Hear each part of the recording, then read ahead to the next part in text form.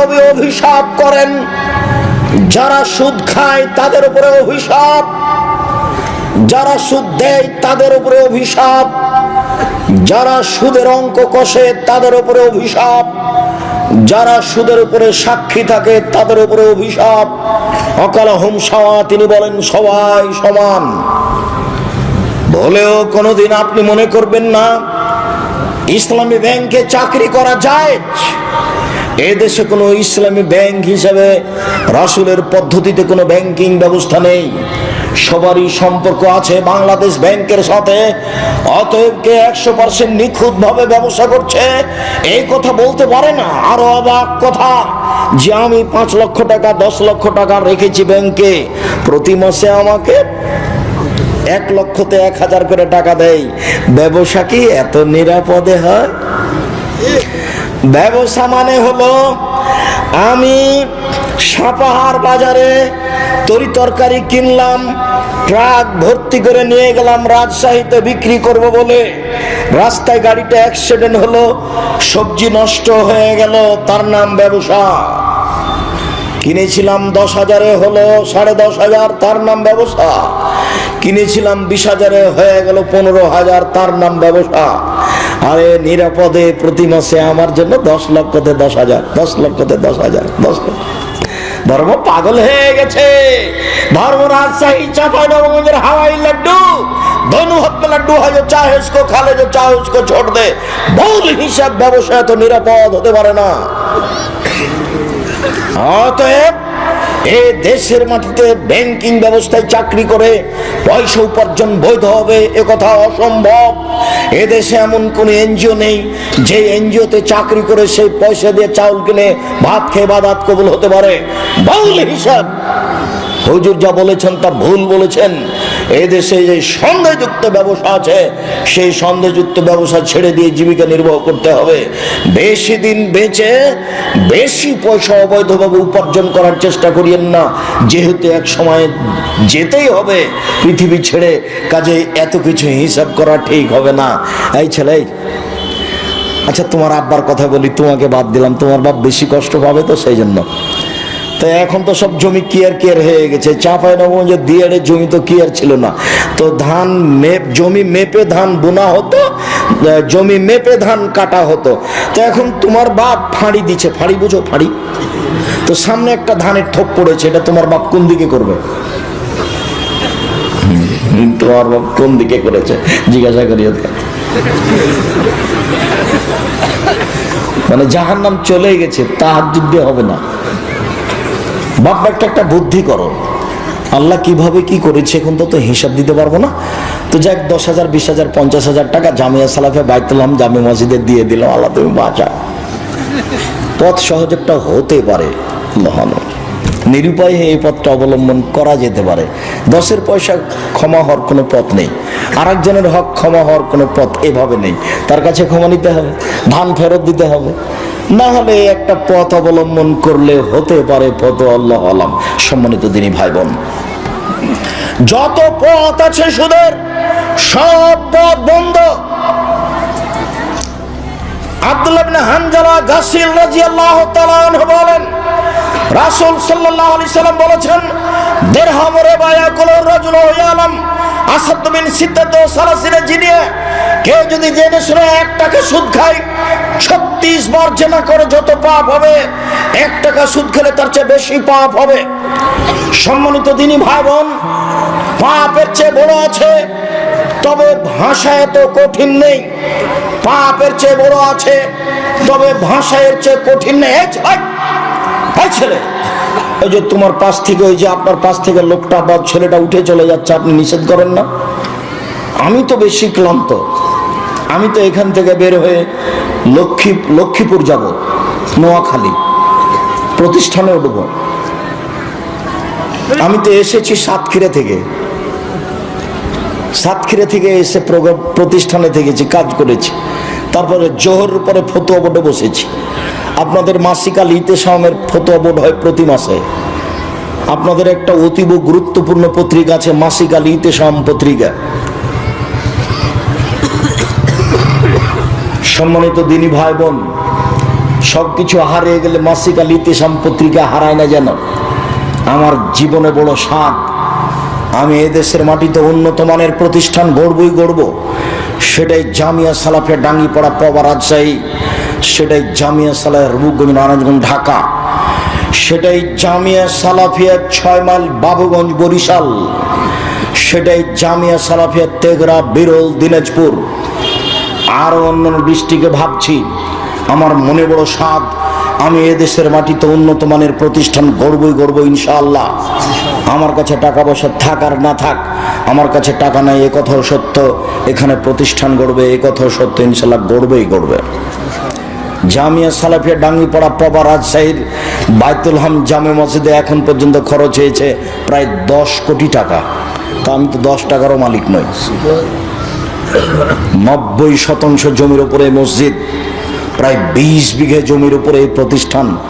1700 ছাত্র এখন বোর্ডিংয়ে খায়, 800 মেয়ে এখন বোর্ডিংয়ে খায় রাজশাহীতে। 2 প্রতিষ্ঠান মিলে 3500 ছেলে মেয়ে পড়াশোনা করে, সব ভিন্ন ভিন্ন স্থানে থাকে। এখন প্রায় 20 লক্ষ টাকা মাসে বেতন লাগছে জানুয়ারি থেকে। তো 20 লক্ষ। সম্মানিত দিনী ভাই বোন, এই প্রতিষ্ঠানের মুখপাত্র পত্রিকা হচ্ছে মাসিকা লিতেশাম পত্রিকা, যার কারণে এই পত্রিকার সাথে আপনার সম্পর্ক থাকতে হবে। কাজে আপনি আমাকে ক্লান্তি দেখায়েন না। ফতোয়া শেষ করে 7:30 8টার সময় আমি গাড়িতে উঠেছি, গাড়িতে উঠে আপনার এখানে এসেছি। আমি আপনার সামনে এখন কথা বলছি, কথা বলে আমি ঢাকা জামিয়া সালাফিয়া হয়ে আমি যাব লক্ষ্মীপুর নোয়াখালী, সেখানে প্রোগ্রাম করে ফিরে জুমার খুতবা দিব কুমিল্লা ইনশাআল্লাহ। কুমিল্লা থেকে খুতবার পরে আমি যাব ব্রাহ্মণবাড়িয়া, বিবাড়িয়া ব্রাহ্মণবাড়িয়া, ওখানে প্রোগ্রাম শেষে আমি যাব সিলেট মৌলিবাজার ইনশাআল্লাহ। সিলেট মৌলিবাজার হয়ে বিমান হয়ে ঢাকা হয়ে সৈয়দপুর হয়ে দিনাজপুরে প্রোগ্রাম করে রাজশাহী ফিরবো, এই মর্মে বের হয়েছি। আপনি যদি বলেন আব্দুর রাজাক সাহেব আমি আপনার চেয়ে ক্লান্ত, তাহলে কি এটা চলবে? দয়া করে আমাকে কাজ দেখায় না কিছুক্ষণ। সম্মানিত দিনী ভাই বোন, আর আপোষে কোনো কথা বলবেন না, আপনাকে বলছি। আর এরপরে আপনি আপনার স্ত্রীকে বলে দিন যেন চিল্লাচিল্লি না করে, ঢং যেন না দেখাই, একবারে মুখ বন্ধ করে ছেলেকে কোলে নিবে, মুখ বন্ধ করে, মুখ খুলে যেন কিছু না বলে। আর ছেলেরা তোমরা খুব সোচ্চার হও। জেনা সবচেয়ে মহাপাপ, জেনা ঘৃণিত পাপ। যেগুলো বড় বড় পাপ রয়েছে তার সবচেয়ে ঘৃণিত পাপ হলো জেনা। জেনার পাপের ভাষা এত কঠিন নয়। সবচেয়ে ঘৃণিত পাপ হলো চুরি। চুরির পাপের ভাষা এত কঠিন নয়। ঘৃণিত পাপ হলো মিথ্যা সাক্ষী। নওগাঁ জেলে 20 বছর থেকে একটা লোক আছে, নিজেই জানে না আমি কেন জেলে। ও হলো 1 নম্বর আসামি। যেদিন মারামারি হয় সেদিন ও ছিল রংপুরে, আর সাক্ষীদাতা বলছে আমি নিজ চোখে মারতে দেখেছি,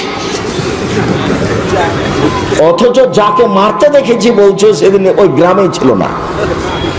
তাহলে কেমন সাক্ষী দিলে? এর না মিথ্যা সাক্ষী। মিথ্যা সাক্ষী দিবে যে সে জাহান্নামে যাবে। তবে ভাষা এত কঠিন নয়।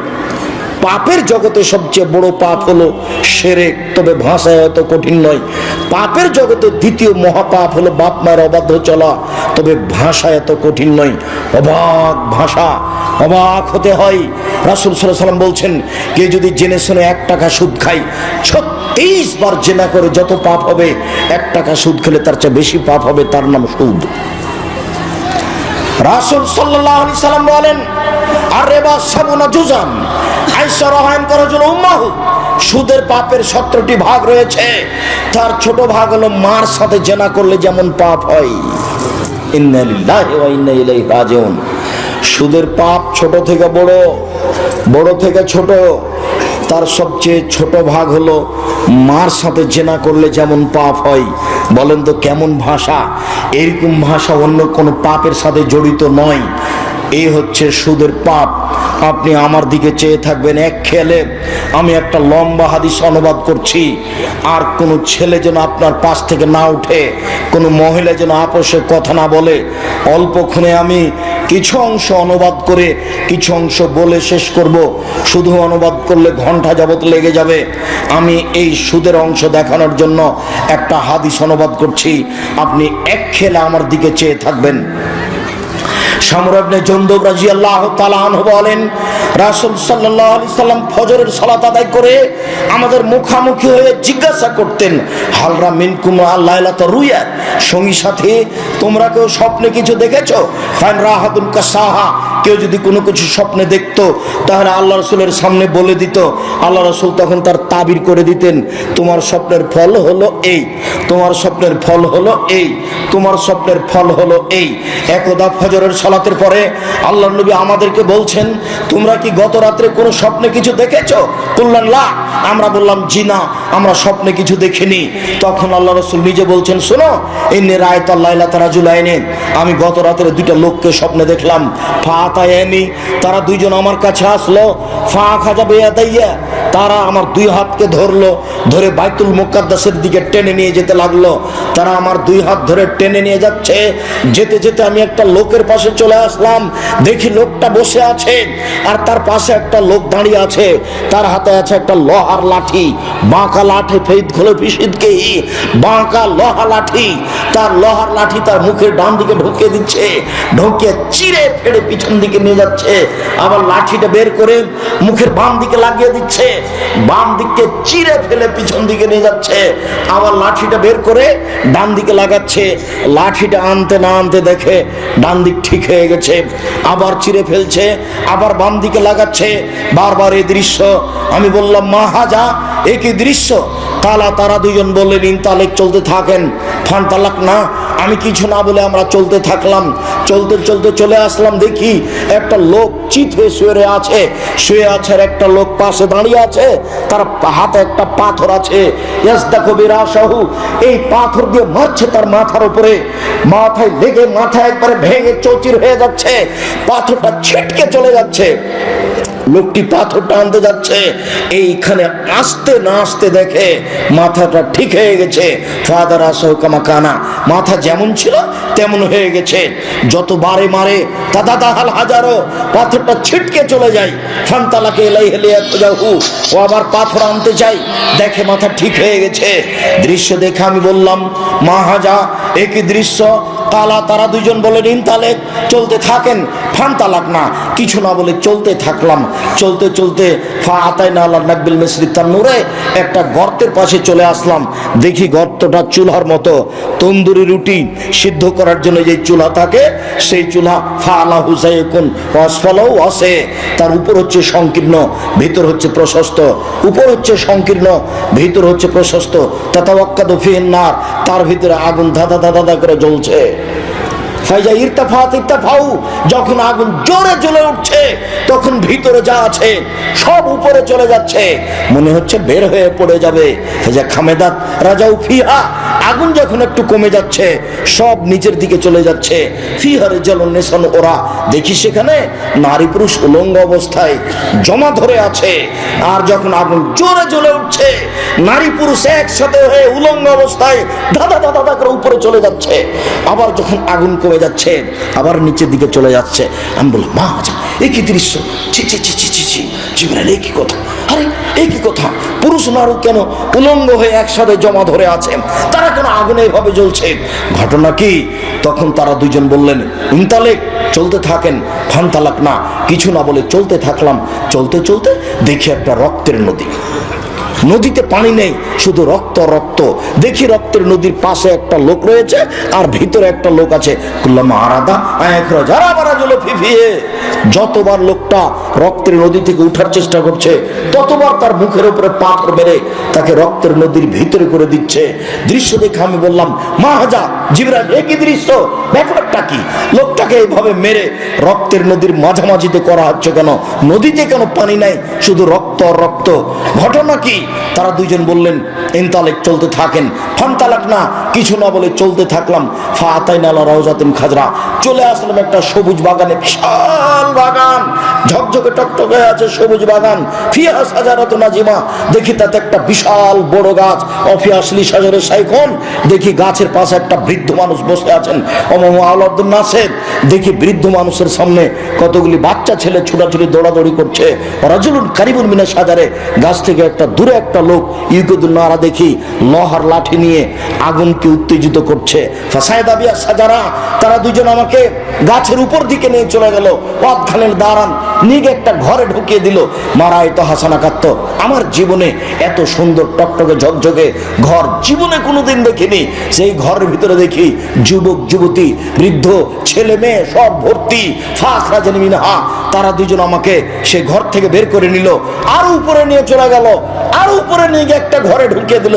হে হাসান আফজাল মিনহা, আরে পরের ঘরটা আগের ঘরের চেয়ে অনেক অনেক অনেক উত্তম, অনেক সুন্দর। কি আর আমি বিবরণ দিই। আমি দেখি সেখানে যুবক আর বৃদ্ধ মানুষ আছে, মহিলা নেই, ছেলে মেয়ে নেই, এটা দেখতে পাই না, শুধু দেখলাম যুবক আর বৃদ্ধ মানুষ। আমি তাদের দুজনকে বললাম, আখবিরিন আমার আইতো, শোনো, আমি যা কিছু দেখেছি আমাকে বলে দাও, আমি এগুলো কি দেখলাম, তালা নাম। তারা দুজন বলল, জি হ্যাঁ, আপনাকে সব বলে দিচ্ছি। এবার আপনি আরো সতর্কতার সাথে এক খেলে চেয়ে থাকবেন। এই ছেলে, কারো গায়ে হাত রাখো না, রেডি হও। তোমাকে আমি বিরক্ত করতে আসিনি, তোমার বিরক্তির আগে আমরা আলোচনা শেষ করব।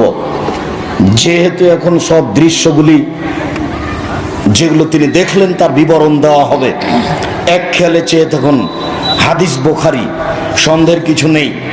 ওই যে আপনি দেখলেন যার মুখের পাশ দিয়ে লোহার লাঠি, বাঁকা লাঠি ঢুকিয়ে মুখ চিরে ফেলা হচ্ছে, রাজুলুন কাযযাব, ও হলো মিথ্যুক, মিথ্যা কথা বলতো।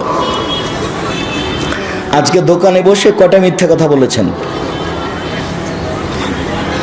এই ছেলে, তুমি তো খুব ছোটাছুটি করো, মিছিল বের করো, তোমার মাথায় কিছু আছে? তোমাকেও খেতে দিবে? মানুষের বাড়িতে কাজ করে খাও, মানুষের পিছনে পড়িও না। পৃথিবী অনেক বড়, দেখো, মিথ্যা কথা ত্যাগ করো, বাকি আর কোনোদিন মুখ দিয়ে মিথ্যা কথা বলবো না। এ দেখো, আল্লাহ রাসূল বলছেন এইভাবে তার মুখ চিরে ফেলা হবে বিচারের দিন পর্যন্ত, বারবার মুখকে চিরে ফেলা হবে ওর যে মিথ্যা কথা বলে। তারপর ওই যে দেখলেন একটা লোক চিত হয়ে শুয়ে আছে, পাশ থেকে পাথর দিয়ে তার মাথাকে ভেঙে ফেলে দেওয়া হচ্ছে। ফারাজুলুন আলে, মনে হচ্ছে না হুজুর মানুষ। বক্তা হলে আরো কঠিন, হুজুর হলেই কঠিন, বক্তা আরো কঠিন। আব্দুর রাজ্জাক সাহেব, বক্তা কেন কঠিন এটা একটু বলবেন? হ্যাঁ, সেটা আপনার জানা আছে। ওই যে আল্লাহ রাসূলকে একবার জিবরাইল উপরে নিয়ে যাচ্ছিলেন, দেখলেন যে কতগুলো লোকের ঠোঁট জিভাকে আগুনের কাঁচি দিয়ে কেটে দেওয়া হচ্ছে। জিভাকে আগুনের কাঁচি দিয়ে কেটে দেয়, বিশাল কথা তো, আগুনের কাঁচি জিভাকে কেটে দেওয়া হচ্ছে। তা আল্লাহ রাসূল তো দেখে অবাক। জিবরাইল বলো এ কি কথা? আরে মানুষের জিভাকে কেটে দেওয়া হচ্ছে কেন? মান হলে এরা কারা? তখন জিবরাইল বলছেন, হাউলায়ে খুতবাউ মিন উম্মাতিক, এগুলো আপনার উম্মতের বক্তা। আমি বলেছি শতকরা 95 জন বক্তা মিথ্যুক, তবে আমি বলিনি ইনি মিথ্যুক, এ কথা আমি বলিনি। আমি বলেছি শতকরা 98 জন মুফাসসির মিথ্যুক, তবে আমি বলিনি ইনি মিথ্যুক। তোমার যদি সাহস হয় যে আমার মুফাসসির মিথ্যা কথা বলে না, তাহলে তুমি পেশ করতে পারো, আমি তোমাকে কথায় কথায় দেখাবো। শোনো, দিন রাত দেখালাম, ওই তো তাবিজের কথা নকশা করা আছে, আর মানুষের বানানো দোয়া খাতমিল কোরআন শরীফ খতমের দোয়া আমি কিয়ামত পর্যন্ত সময় দিয়েছি, আরো সময় দিয়েছি। বর্তমানে এসে যদি 3 ফুট পর পর দাঁড়ানো প্রমাণ হয়ে যায়, তা আমি আব্দুর রাজ্জাক বিন ইউসুফ আর কোনোদিন বক্তব্য দেব না। আজ থেকে নিয়ে কিয়ামত পর্যন্ত যদি কাবা ঘরে প্রতিদিন 3 ফুট পর পর দাঁড়ায়, তবুও হবে না। মুহাম্মদ সাল্লাল্লাহু আলাইহি সাল্লামকে আবার পৃথিবীতে আসতে হবে, এসে বলতে হবে, পৃথিবীর মানুষ, আমি মুহাম্মদ বলছি তোমরা 3 ফুট পর পর দাঁড়াও। সেদিন হতে পারে, তাছাড়া হবে না।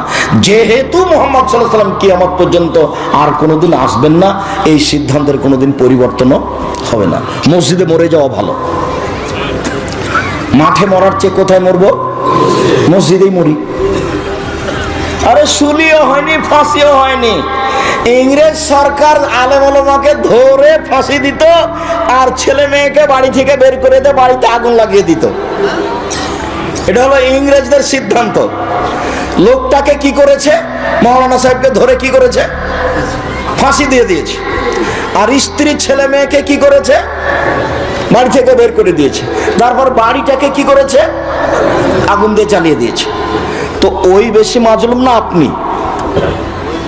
আপনার শুলিও হলো না, ফাঁসিও হলো না, আর আপনি বলেন বেশি মানুষ আসবে না, বেশি মানুষ আসবে না 3 ফুট পর পর। আর আপনি একটা মসজিদের সর্দার সভাপতি, দাড়ি ছোট করা চাচা আছে, আর আপনি বলছেন বেটা 3 ফুট পর পর দাগ দাও, 3 ফুট পর পর দাগ দাও। যে লাল কালি দিয়ে দাগ দিলে দিন 3 ফুট পর পর। ও দাড়ি চাচা, সভাপতি, সেক্রেটারি। আমি আব্দুর রাজ্জাক বিন ইউসুফ আপনাকে সভাপতিও করিনি, সেক্রেটারিও করিনি, করবও না। আর আপনাকে আমি হিসাব করে আমার জীবনে কোনোদিন কথা বলিনি, বলবও না। পয়সা নিয়ে আমাকে বক্তব্য দিতে হবে এটা না। কালকে আমি সাতক্ষীরা থেকে এসেছি, 1 পয়সা দেয়নি, 1 পয়সা নয়। তো সাতক্ষীরাতে তো গাড়িটা এমনি আসবে না, নাকি এমনি আসবে? এরকম কতদিন আছে, কতদিন আছে। একবারে দিনাজপুর থেকে এসেছি, সে একবারে শেষ প্রান্ত 1 পয়সা দেয়নি। পরীক্ষা করে দেখছে, দেখি কি হয়। আর এ তো সাপাহার, এটা তো নওগাঁ, এটা তো হিসাবই নাই। আর পিছন থেকে একজন বলছে যে এই মাঠে নাকি কম টাকা দিয়েছে, সেজন্য নাকি আসছেন না। আমি কখন এসেছি এটা আমার মনে নাই, আল্লাহ মাফ করো। শোনো এই ছেলে, শোনো, আমার উপরে কোনো মন্তব্য করো না, না জেনে। তোমার মন্তব্য হয়ে যাবে মন্তব্য যে হিংসা করে, ভুলেও কোনোদিন কারো পাল্লাতে পড়ে, অন্তত আমি আব্দুর রাজ্জাক বিন ইউসুফ, আমার উপরে কোনো মন্তব্য করো না। আল্লাহর কসম, আল্লাহর কসম, আমি আমার জীবনে কোনোদিন স্বার্থ নিয়ে একটা পা ফেলে যেতে আমার মনে নেই। কেউ যদি আমার সামনে প্রমাণ করে দিতে পারে যে আব্দুর রাজ্জাক সাহেব একদিন আমার কাছে পথ খরচ পাথেও চেয়েছিল, তাহলে আমি আর কোনোদিন বক্তব্য দিব না। আচ্ছা, টাকা কম দিয়েছিল সেই জন্য অনেকদিন পরে আসলাম, এটাই হলো। কিন্তু পাথেও চেয়েছিলাম কি? এটা কি তুমি বলতে পারো? যখন আমার হাতে টাকা দিয়েছিলে তখন আমার মুখখানটা একটু কালো কালো, কেমন কেমন দেখলে, এরকম মনে হয় কি? তাহলে তাহলে তুমি যা বলেছ সব অপবাদ। তুমি নিজেও গেছো খামাখা, আর হিংসা করে আরেকজনের পাল্লায় পড়ে কি করেছো তুমি? কত মানুষ আমার কাছে যেখানে সেখানে ক্ষমা চাই, মোবাইলে ক্ষমা চাই, সাক্ষাৎ হলে ক্ষমা চাই। আচ্ছা ঠিক আছে, আপনি বললেন যথেষ্ট, আল্লাহ আপনাকে মাফ করুন। সম্মানিত দ্বীনি ভাই বোন, ওই যে আপনি দেখলেন রাসূল সাল্লাল্লাহু আলাইহি সাল্লামকে বলছেন জিবরাইল, ওই যে আপনি দেখলেন মাথা ভেঙে ফেলা হচ্ছে, ও হচ্ছে মওলানা মানুষ, জানা অনুপাতে আমল করেনি, যার কারণে শাস্তি হচ্ছে। অনেক কথা আলেমের ব্যাপারে আছে, তা আমি এখানে বলছি না, তবে উপদেশ বইয়ে পড়তে হবে, উপদেশ বই রাখা জরুরি। কে বড় ক্ষতিগ্রস্ত, কে বড় লাভবান রাখা জরুরি। রিজিক রাখতে আপনি বাধ্য, অন্তত রিজিক বইটি 10 বার পড়বেন। আব্দুল্লাহ লিখা মিন্নাতুল বারি নিজের ছেলের লিখা মনে করবেন, বুখারীর ব্যতিক্রম ব্যাখ্যা মিন্নাতুল বারি মনে করবেন আমার নিজের ছেলে রেখেছে, আমি একটু লিখেছে, একটু বইটা পড়ে দেখি। আমার আদরের ছেলে লিখেছে, বইটা একটু পড়ে দেখি। এইভাবে আপনি একটু ভালোবাসা দেখিয়ে পড়বেন, অনেক উপকার হবে, আশা রাখি ইনশাআল্লাহ। সম্মানিত দ্বীনি ভাই বোন, আমি বলছিলাম রাসূল সাল্লাল্লাহু আলাইহি সাল্লামকে তারা বললেন, ওই যে আপনি দেখলেন একটা গর্তে আগুন জ্বলছে, ধাঁধা ধাঁধা করে জ্বলছে, আর তারা উলঙ্গ অবস্থায় পুরুষ নারী জমা ধরে আছে। আগুন যখন জোরে জ্বলছে উপরে চলে যাচ্ছে, আবার যখন আগুন কম হচ্ছে তখন নিচে চলে যাচ্ছে। অমজনাতা জাওয়ানি, ওরা হচ্ছে ব্যভিচারণী। যারা জেনা করেছে জীবনে, তারাকে উলঙ্গ অবস্থায় জমা করে দেওয়া হয়েছে, জমা করে দিয়ে আগুনের ভিতরে ফেলে দেওয়া হয়েছে। জ্বলছে, জ্বলতে জ্বলতে আগুন জ্বলে উঠে উপরে যাচ্ছে, আবার নিচে চলে আসছে।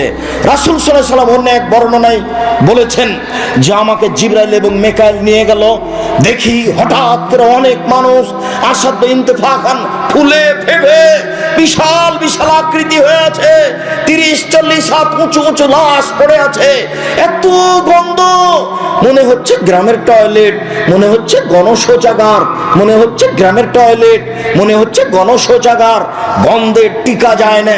আমি বললাম, জিবরাইল মান হাউলা, এরা কারা জিবরাইল? তখন জিবরাইল বললেন, অহমদ জোনাতা জাওয়ানি, এরা হলো ব্যভিচারণী। একটা হাসান হাদিস, অনেকে বলতে চেয়েছেন হাসান ও নয় জয়ীব, হাসান হাদিস, রাসূল সাল্লাল্লাহু আলাইহি ওয়াসাল্লাম বলেছেন, যেসব মহিলারা জেনায় লিপ্ত হবে ওদের লজ্জা স্থানের গন্ধে জাহান্নামীরা জাহান্নামে থাকতে পারবে না। যেসব মহিলারা জেনায় লিপ্ত হবে ওদের লজ্জা স্থানের গন্ধে জাহান্নামীরা জাহান্নামে টিকতে পারবে না।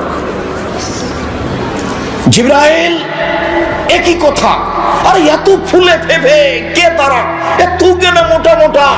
জিবরাইল বললেন, ওরা হলো ব্যভিচারণী। এই যে দেখছেন উলঙ্গ অবস্থায় জমা হয়ে জ্বলছে, এরা হলো ব্যভিচারণী। তারপরে আপনি দেখলেন একটা লোক রক্তের নদীতে পড়ে আছে, যতবার উঠতে চেষ্টা করছে ততবার পাশ থেকে পাথর মেরে তাকে রক্তের মাঝামাঝিতে করে দেওয়া হচ্ছে। ওহ আকেলু রেবা, ও হচ্ছে সুদখোর। লম্বা হাদিস অনুবাদ করে আসছি এই বাক্যটার কারণে। কেউ যদি 1 টাকা সুদ খায়, 36 বার জেনা করলে যত পাপ হবে, 1 টাকা সুদ খেলে তার চেয়ে বেশি পাপ হবে। 2, সুদের পাপের 17টি ভাগ রয়েছে, ছোট ভাগ হলো মার সাথে জেনা করলে যেমন পাপ হয়। দেখেন তো ভাষাটা কেমন, মানুষ মার সাথে জেনা করবে, মার সাথে জেনা করলে যেমন পাপ হয়। 3, কেউ যদি সুদ খায় তাহলে তাকে রক্তের নদীতে ফেলে দিয়ে তাকে পাথর দিয়ে তার মুখকে ভেঙে চৌচির করা হবে যতদিন পর্যন্ত বিচার না হচ্ছে। শেষ বিচার হলো জাহান্নাম। সম্মানিত দিনী ভাই বোন, সুদের অবস্থা আপনি বুঝতে পারলেন। সুদের দুনিয়াতে শেষ পরিণতি ভিক্ষুক, সুদের শেষ পরিণতি পরকালে জাহান্নাম। সুদের শেষ বিচারের মাঠের অবস্থা হলো রক্তের নদীতে পড়ে থাকা। রক্তের নদীতে আপনি পড়ে থাকবেন যতক্ষণ পর্যন্ত বিচার না হচ্ছে। এই ছেলে, সিরিয়াল বলো, মনে করে নিয়ে যেতে হবে। এই ছেলে, খেয়াল করো এদিকে। সুদের শেষ পরিণতি দুনিয়াতে কি? ভিক্ষুক হওয়া। আমি বুঝছি টাকা বেশি হলো তার ফলাফল এই। 2, কেউ যদি 1 টাকা সুদ খায় তাহলে সেটা কি হলো? 36 বার জেনা করার সমান পাপ হলো, তার চেয়ে বেশি। 3, সুদের পাপের 17টি ভাগ রয়েছে, ছোট ভাগ হলো মার সাথে জেনা করলে যেমন পাপ হয়। 4, কেউ যদি সুদ খায় তাহলে তাকে রক্তের নদীতে বিচারের মাঠে ফেলে দেওয়া হবে। যতক্ষণ পর্যন্ত বিচার শেষ না হচ্ছে ততক্ষণ পর্যন্ত কোথায় থাকবে? রক্তের মধ্যে পড়ে থাকবে, রক্তের মধ্যে। আর পাশ থেকে বারবার তার মুখের উপরে পাথর মারা হবে। আজ থেকে তওবা করে এইভাবে আস্তাগফিরুল্লাহ ওয়া আতুবু ইলাইহি, আস্তাগফিরুল্লাহ ওয়া আতুবু ইলাইহি। আপনাকে আমি আশ্বস্ত করে যাচ্ছি আর একটা জরুরি। এই ছেলে, থামো, আমি দোয়া পড়ছি, কথার শেষে এসেছি। আমি আপনাকে আশ্বস্ত করছি দিনী ভাই বোন, শোনেন, আজকেই যদি তওবা করতে পারেন, আল্লাহ আমি সুদের লেনদেন বন্ধ করলাম, ইনশাল্লাহ সব পাপ ক্ষমা হয়ে যাবে। কেন? এই পাপ কার সাথে জড়িত? আল্লাহর সাথে জড়িত। কাজে নিরাশা হবেন না। এরপরে আপনি যে দেখলেন গাছের পাশে একজন বৃদ্ধ মানুষ, তিনি হচ্ছেন ইব্রাহিম আলাইহিস সালাম, সামনে কতগুলি বাচ্চা ছেলে। তারপর আপনি যে দেখছেন উনি হচ্ছেন জাহান্নামের মালিক, আগুন উত্তেজিত করছে। আমি যে আপনার ডান হাত ধরে আছি, আমি হচ্ছে জিবরাইল। ইনি যে আপনার বাম হাত ধরে আছেন, ইনি হচ্ছেন মেকাইল। আপনি উপর দিকে মুখ করেন, আমি করলাম। ওই যে ঘর, এটা আপনার ঘর। তখন আমাদের নবী বললেন, ছেড়ে দেন, তাহলে আমি ঘরে ঢুকি। তখন তারা দুজন বললেন, না না, আপনার বয়স বাকি আছে, যেদিন আপনার বয়স শেষ হয়ে যাবে সেদিন আপনি এখানে চলে আসবেন। বুখারী। সম্মানিত দিনী ভাই বোন, আমি আপনাকে সংক্ষিপ্ত বিবরণে সুদ থেকে কঠিনভাবে সতর্ক সাবধান থাকার জন্য অনুরোধ জানাচ্ছি। 5 ওয়াক্ত সালাত আদায়ের জন্য অনুরোধ জানাচ্ছি। বিশেষভাবে বট গাছের নিচে আপনার সব বই, ও আচ্ছা আচ্ছা, বই পুস্তকগুলি আজকে এখানে নাই মনে হয়, বট গাছের নিচে আছে। আপনার সাথে আমার শেষে জরুরি কয়েকটি কথা, ও দিন রাত কথা বলবে, ঢং ঢং করে আসবার চলে যাবে। এসব মহিলা আমি ঘৃণা করি। কোন শরমে কথা বলে ও? মুখখান বন্ধ করে না কেন? ওর একটু লজ্জা হয় না কেন? ওর একটু হায়া হয় না কেন? ওর একটু ইতস্ত হয় না কেন? ওর বাপ নেই নাকি? ওর মা নাই? ও কোন কথা বলে, কোন সাহসে এখানে দিনে বৈঠক হয়েছে? মুখ একবার বন্ধ করে পাথর হয়ে থেকে যাবে, যা হবে হবে। এটা দিনই বৈঠক, রাসূল সাল্লাল্লাহু আলাইহি ওয়াসাল্লাম কথা বলবেন, যার জন্য কত প্রস্তুতি। মজ লাব্বাইক, জি আল্লাহর নবী প্রস্তুত, বলেন। মজ লাব্বাইক, জি আল্লাহর রাসূল প্রস্তুত, বলেন। মজ লাব্বাইক ও সাদাইক, জি আল্লাহর রাসূল প্রস্তুত, বলেন। তিনবারের পরে বলছেন, মজ বলতে পারো আল্লাহ আমাদের কাছে কি পাই আর আমরা আল্লাহর কাছে কি পাই? পরস্পর একটা পাওনা আছে মজ, আমাদেরটা তাকে দিয়ে দিতে হবে, দিতেই হবে। তো আল্লাহ যেটা আমাদের কাছে পাই সেটাও দিতে হবে। আল্লাহ আমাদের কাছে কি পাই, কি এমন আল্লাহর কাছে নিয়েছি যে আল্লাহ আমাদের কাছে পাই? এইভাবেই আল্লাহ নবী বলছেন যে আল্লাহ আমাদের কাছে কি পাই বলতে পারো মজ? জি না, আল্লাহ রাসূল ভালো জানেন আল্লাহ যে আমাদের কাছে কি পাই। মজ শোনো, আল্লাহ আমাদের কাছে পাই সেটা হলো আমরা শিরক করব না, এটাই পাই। তার পাওনা হলো আমাদের শিরক না করা। আমারটা দিয়ে দাও, সেটা কি? শিরক করো না। যখনই আমরা শিরক করব না, তখন আল্লাহর পাওনাটা কি করলাম? দিয়ে দিলাম। তা আমি কথা বলছি, টিক টিক টিক টিক করছে, তখন আমি বলছি হ্যাঁ ঠিক বলেছি। তো আমি ঠিক বলছি না সত্য বলছি? টিক টিকটা একটা প্রাণী, ও কি করে বলতে পারে? ও কি করে জানবে সত্য মিথ্যা? কে জানে? আল্লাহ। তাহলে আমি একটা টিকটিকি প্রাণীকে, ওয়ারিস সৃষ্টি প্রাণীকে বললাম যে টিকটিকের আল্লাহ সমান। নাউজুবিল্লাহ। যেটা দিন রাত মানুষ বলে সেটা দিয়ে আপনাকে বুঝালাম। আমাদের মা চাচিরা বলে যে জামা কলা খাইস না, নাহলে যমজ সন্তান হবে, জোড়া সন্তান হবে। তো যমজ সন্তান তো দিতে পারে কলা, মা চাচি আল্লাহ দিতে পারেন, মা চাচি বলছে কলাও পারে, এরই নাম শিরক। তো এরকম যদি আকীদা থাকে যে সন্ধ্যা লাগলে সূর্য ডুবলেই বাড়িতে বাতি জ্বালাতে হবে, এরকম যদি আকীদা থাকে, নির্ধারিত দিনে গরু ছাগল জবাই করে বাপ মায়ের নামে খাওয়াতে হবে, এরকম যদি আকীদা থাকে, নির্ধারিত দিনে দিন পালন করতে হবে, দিবস, পেশাবের দিবস আর পায়খানার দিবস, নির্ধারিত দিনে দিবস পালন করতে হবে, তাতে কিছু কল্যাণ আছে, এটা যদি মানুষ মনে করে তাহলে আল্লাহর হক দেয়নি। আচ্ছা ঠিক আছে মজ, আল্লাহ তো এইটা পায়, আমাদের কাছে হলো আমরা কি পাই? আমরা পাই যে জাহান্নামে দিবেন না, এটা আমাদের পাওনা। আল্লাহ বলছেন ঠিক আছে জাহান্নামে দিবেন না, তো আমারটা দাও আগে। আল্লাহর পাওনাটা আগে আর আমাদেরটা পরে। তা আল্লাহ বলছেন যে আমি তো ওয়াদাই করেছি যে আমি তোমাকে জান্নাতে দিয়ে দিব, তো তুমি আমারটা আগে দাও না। শিরক করো না, জান্নাতে দিয়ে দেবো। শিরক করো না, জান্নাতে দিয়ে দেবো। আল্লাহ বিচারের মাঠে বলবেন আদম সন্তানের সামনে, ইবনা আদম লা আতাইতানি বিকুরাবিল আরজি খাতায়া সুম্মা লাকিতানি লা তুশরিক বি শাইআ লা আতাইতুকা বিকুরাবিহা মাগফিরা। এ আদমের ছেলে মেয়ে শোনো, আজ এই কিয়ামতের মাঠে পাপ নিয়ে উপস্থিত হয়েছ, আকাশ জমিন পরিমাণ পাপ, পাপ আর পাপ, আকাশ জমিন পরিপূর্ণ হয়ে আছে তোমার পাপে। শোনো, আজকে যদি শিরক ছাড়াই বিচারের মাঠে উপস্থিত হয়ে থাকো, তাহলে আমি আল্লাহ তোমার পাপ সমপরিমাণ ক্ষমা নিয়ে উপস্থিত হয়েছি। তোমার পাপ যত আমার ক্ষমা তত, তোমার পাপ যত আমার ক্ষমা তত, তোমার পাপ যত আমার ক্ষমা তত, তোমার পাপ যত আমার ক্ষমা তত। যদি শিরক না থাকে।